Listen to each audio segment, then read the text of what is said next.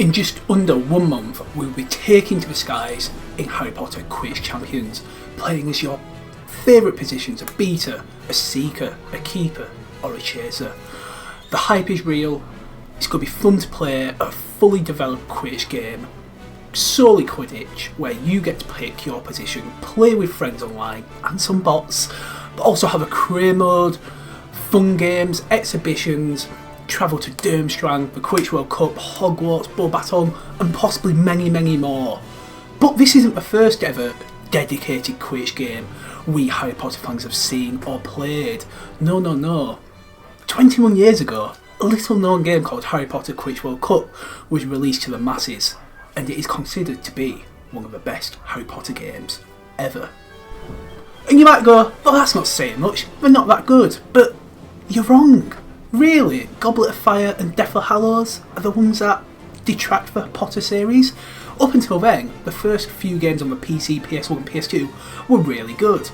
So with no Harry Potter movie coming out in 2003, as Prisoner of Azkaban was pushed back a few months to a May release in 2004 instead of the holiday of 2003, EA decided to build up on the hype of Goblet of Fire book and the Quidditch World Cup and how fun Quidditch could be, and develop a Quidditch game. It was made by the same team who made the PS2 games for the Potter games, so Chamber of Secrets, Philosopher's Stone, that was also released 2003, and it was used that model and that design and the castle design of Chamber and Philosopher's Stone on the PS2, so similar graphics, similar art style, similar everything.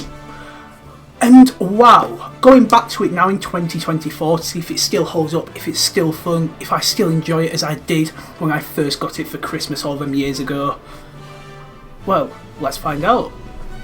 So before we do jump into this video and delve into Quidditch World Cup, its fun, magic, do let me know your thoughts on the game below. Did you enjoy it as a child? Have you played it recently, going back to it for this game?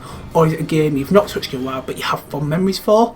Or it's just a game you've never played? I want to know all your thoughts and feelings on this game below as we delve in towards Quidditch Champions. If you're excited for Quidditch Champions, let me know about that too. Of course, like, subscribe, comment, all that YouTube jazz. Join my Discord where we can take this conversation further. But yes, 21 years ago, I can't believe it's that long, I woke up on Christmas morning expecting Harry Potter and Philosopher's Stone and Harry Potter and Quidditch World Cup, because I was just a spoiled little brat, obviously. I got my wish.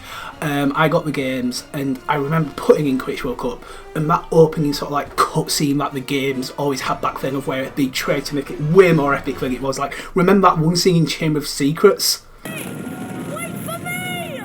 Come on, Ron! Hurry!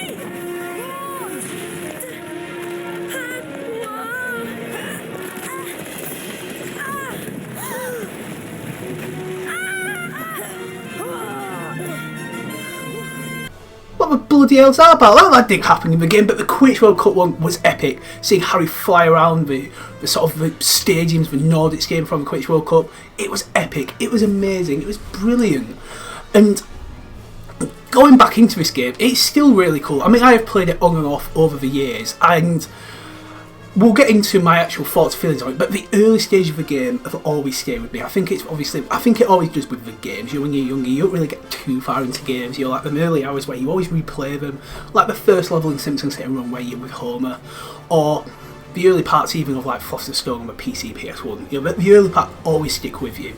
And so yes, in this game, you first start at Hogwarts and you get to choose your Hogwarts house, and this is never something we've done before because of course, well, in the Harry Potter movie games you're playing as Harry Potter, so you always have to play as the Seeker, as Gryffindor. But in this one you got to choose between Gryffindor, Ravenclaw, Hufflepuff and Slytherin, but I'm a basic bitch and I'm also a Gryffindor at heart, so I still went ahead and chose Gryffindor. Sorry Draco, Cho and Cedric Diggory, who we got to see in the game for the first time before Goblet of Fire, so that's cool. You get to play as like some fun guys, and you then go into some tutorial sort of mini games. And again, talking about Quidditch World Cup, Quidditch Champions, I'd be excited to see these in Quidditch Champions. These sort of like tutorials, these passing mechanics, So the first one you do, you're in the Flying Courtyard from the Chamber of Secrets games. Again, just epic to be back there. And you've got to pass through a green hoop. And if you pass it through a yellow hoop, 5-second penalty. Pass it through a red hoop or miss the hoop, 10-second penalty. And it's just a fun little mini game to get you going.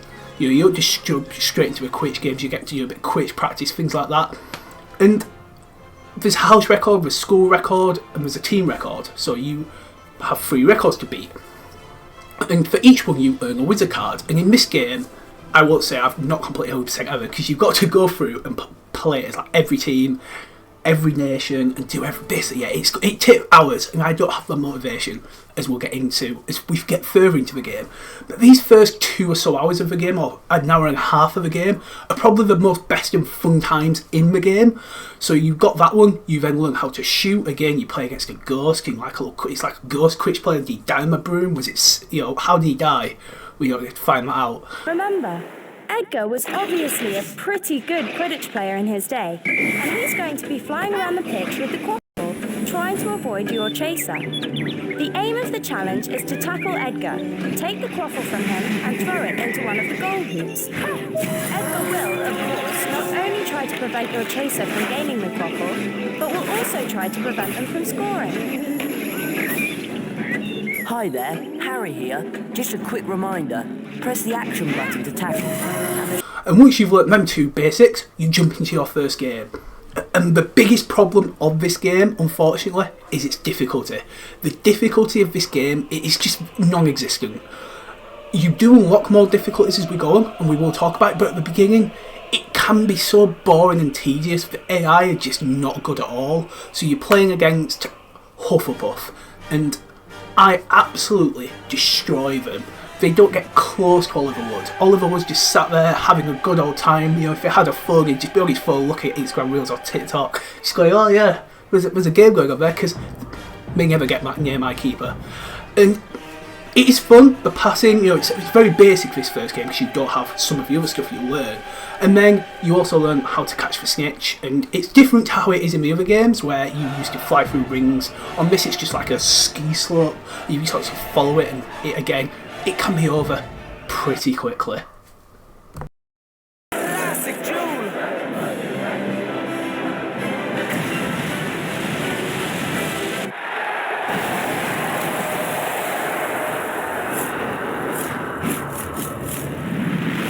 Potter, grab the snitch! So now I've absolutely embarrassed Hufflepuff, it's time to learn about being a beater. And again, this, in the actual sort of tutorial area and the practice area of the Hogwarts grounds, is fun. In the game, when you're actually playing as the beater, it's not so fun. You unlock, if you passing off and scoring off goals, you unlock little special moves, so a square and a circle, and we'll go into the circle button in a second. But you unlock the square beater, and you just press square, and you sort of control the bludger for about 5 seconds, and it's just always in a straight line.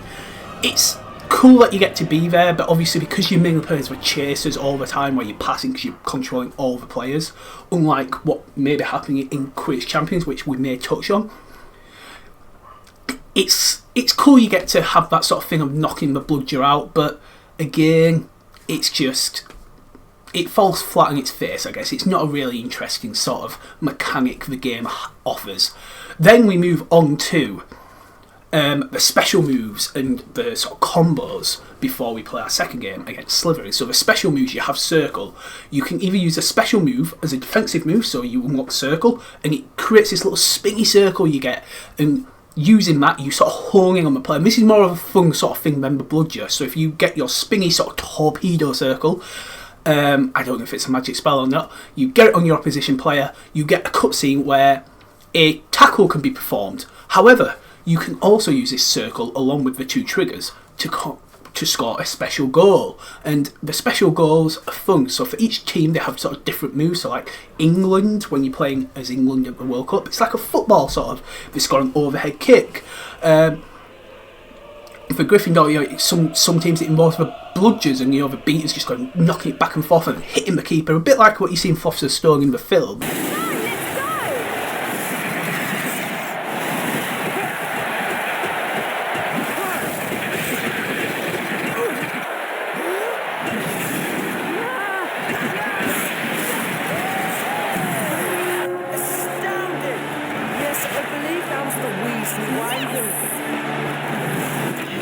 and then you score the goal. So each one has a different thing. I do find that cool how they try to make it unique to each team. And then, again, we play Slytherin, and because we're on an easy difficulty, I absolutely blitz them, I batter them, I destroy them, I make Malfoy cry. Or do I play Ravenclaw? I don't even know. I played one team and I embarrassed them. Probably was Ravenclaw in this. And then you learn about combos. So, this is why I want to talk about, I didn't talk about how the matches exactly work till we got to combos. So, you'll have noticed when you play this game in an actual match, you've got the snitch bar at the top. And each time you score a goal, it goes up. But if you use a special move, it goes down. Sort of like the opposition's ones goes down, so you can try and create the biggest score ever. You could try and win 200-0. But these games, when you're on easy difficulties at the start, do last a while. You're scoring loads of goals and the bar's barely going up. So before your final Quidditch Cup game, you learn about combos, where you hold the R1 button, or RB, the right bumper, on Xbox. I don't want it to be on GameCube, never played it.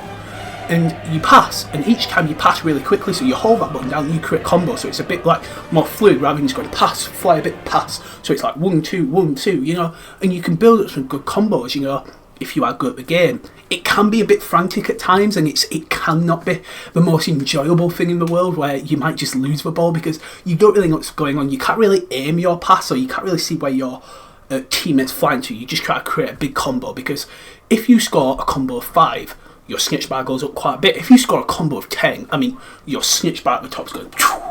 So I tried to, when playing this, and when I went to the Quidditch World Cup, because I was wanted to get the games over quite quickly, I'd just be trying combos, you know, trying to get up, you know, 5 goals, 6 goals, and then the snitch bar would come because I've scored 7 or 8 combos. And again, it's sort of abusing the mechanics, because I won't lie, I was aimlessly looking for passes. I give it away a lot of the time. And it probably looks a bit like an ugly Quidditch, and I was still having fun at this point at Hogwarts. It's still fun. You beat Slytherin, you win the Quidditch Cup. Dumbledore then has this to say. Gryffindor, yes! They'll be dancing in the Gryffindor common room tonight.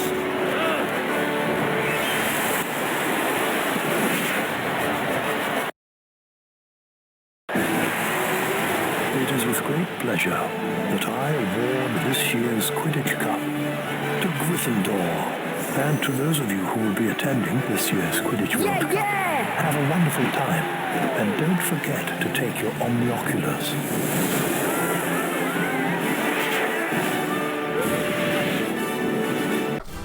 So, the whole Gryffindor team are off to the Quidditch World Cup. Of course not. Oliver Wood and Harry are. Forget the rest of them. Weasleys, you can't afford to go to the Quidditch World Cup. Angelina, Alicia, who's the other one? Katie Bell. No, you're not coming with us. It's me and Harry. We're going on a lad's holiday sort of thing. So we go to the Quidditch World Cup, and at this point, you've left Hogwarts, you've won the Quidditch Cup, and you now get to decide what team you will play. Except, you can't play as Bulgaria. You have to win the Quidditch World Cup first as another team to unlock Bulgaria, which is fine. You know, I don't mind that. But where the hell's Ireland, who actually win the Quidditch World Cup in Harry Potter? Like, England are there. Where are Ireland? I just don't get it all. So we're quite a few teams to pick from. Spain, USA, and they all have really cool stadiums. And this is probably my favourite part of the game, and the most memorable thing is just the look of the stadiums, and what I'm excited about for Quidditch Champions. The sort of look of their games, the creativity you can have when you have this sort of art style compared to a realistic. So the Spanish stadium being like a little bull ring. The Japanese stadium is beautiful floral. Australia, sort of like an outback. America have got like a Halloween pumpkin thing going on. England, it's like a castle-y sort of stadium. And I went with everyone's favourite stadium, the Nordic team, which is just like an ice sort of area near the Northern Lights. It's just an epic, amazing stadium. So I wasn't as boring. I was going to go with England, but I actually played this just after England had lost the Euros final to Spain. So I was too sad to play as England. So we went with the Nordic team, which I'm guessing encapsulates a lot of Scandinavia. I don't know which Nordic team they actually are. Either Norway, Sweden, who knows? It's probably not important. And you then get to play in the Quidditch World Cup. So you get to play each team twice, and I think you play 16 games of Quidditch. And this is where the game for me becomes a bit of a drag, and why I sometimes just gave up, or I'd never be able to play through a game as England and win the Quidditch World Cup, and then play through as Bulgaria, because you've got to play through, if you want to complete this game 100%, you would have to win the Quidditch World Cup as every single team. And I just don't have the time, patience, or love for that, because you can, once you win the Quidditch Cup at Hogwarts, you unlock the second difficulty. You don't unlock any more throughout the game, and even if you did, you can't change difficulty mid-tournament. So that first tournament you're playing, it's absolutely mind-numbingly boring. I didn't concede a single goal. I won every game 200, 300, nothing. And it's just, you don't unlock any more skills, you learn everything at Hogwarts. And I think this is where the game sort of does fall apart, and I'm concerned hopefully Hogwarts Champions, because it has an online aspect, won't have this. Playing with your friends in this game is probably really fun. You know, you and a mate playing, you know, you can use the bludgers, use the special stuff, use the combos. It's probably a bit difficult. But playing against the computer, and obviously because it's for PS2 in 2003, no online player, it is just boring now. Playing 16 games of Quidditch where I'm just thumping the team. I go into like sort of standby mode, and yeah, the stadiums are cool. It's cool to see Ludo Bagman commentating on the games, and a few like French wizards, Australian wizards, you know, like people from the different areas, and you get to see Harry cheer every now and then. And some of the, you know, some of the moves are cool, you know, like the special goals, things like that. But once you've seen it a million times, and yes, it's just at this point, it's like I sort of switch off. I'm not really concentrating. I'm just winging the game, get it over and done with, just win the Quidditch World Cup basically.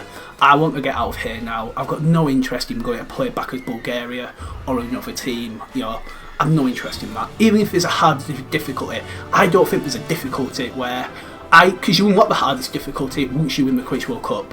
And I played a game on the hardest difficulty. Another cool thing you unlock, which is Quidditch Marsh. So it's where Quidditch was invented. So if you win the Quidditch World Cup, you unlock this for an exhibition, this amazing kooky stadium. It's a marsh in the middle of nowhere. It's very run down, it's very old. And you win that. And you also unlock, you get to play Bulgaria. My biggest gripe with the game is how boring it gets. It's too easy, it's mind-numbing, and that's why I'm not too concerned about Quidditch Champions, because there's an online aspect. There'll always be people you play against. They might be not as good as you, but you'll always have a challenge of actually playing against humans who, you know, can try and beat the system, or who know the stuff. Not just in AI who, you know, let's face it, you can take advantage of. Even though there are going to be free bots. But, is it still fun? For the first little bit, yeah. If you've not played in a while, you go in, you jump right back in, you have a good time, you play as like a you know, Ravenclaw. If you're a Ravenclaw, it's fun. You've never got to do that before until Hogwarts Legacy. This is the only other game where you get to play really as a Ravenclaw. You know, Lego Harry Potter, you can transform, but still, you get to play as Ravenclaw and win the House Cup for Ravenclaw, the Quidditch Cup for Ravenclaw. Have Cho Chang and Roger Davies go to the Quidditch World Cup. Have Cedric and random Hufflepuff inserted here go to the World Cup. It's fun, and I don't mind that. And it's definitely, the Quidditch was so much better than you're seeing any of the other Harry Potter games. Like Half-Blood Prince with its on-rails Quidditch, Philosopher's Stone with its very slow, monotonous, Chamber of Secrets Seeker, pretty decent, but nothing on this. You got to play as all the positions, you got to use the beater, except Keeper obviously. You got to pass around as the chasers. You did get to have a fun Quidditch experience, and with friends, this game is definitely fun. I definitely think that. I've not played with a friend for 15, 20 years of this game, but I can imagine it definitely is. But playing by yourself and online in your bedroom at 10 o'clock at night in the summer of 2024, it doesn't hold up as to what it used to be. It does become a drag, it does become a bit of a bummer, but it's still fun. People still think it's the best Harry Potter game. I don't think it is, but I still will enjoy it. But we're going to have a new version of it now in Quidditch Champions, coming out September 3rd. I'm excited to play it, excited to experience it, excited to get my hands on it. What are your thoughts on this game? Do you agree with me in certain aspects? Where the hell was Ireland? Are we going to have Ireland in Quidditch World Cup? I don't even know. We've got Great Britain. Great Britain can't be part of Ireland. That will cause riots. Do let me know your thoughts down below. Subscribe, join my Discord, follow me on Twitter, all that YouTube nonsense. Have a great day. I'll see you all soon for another video. Bye bye.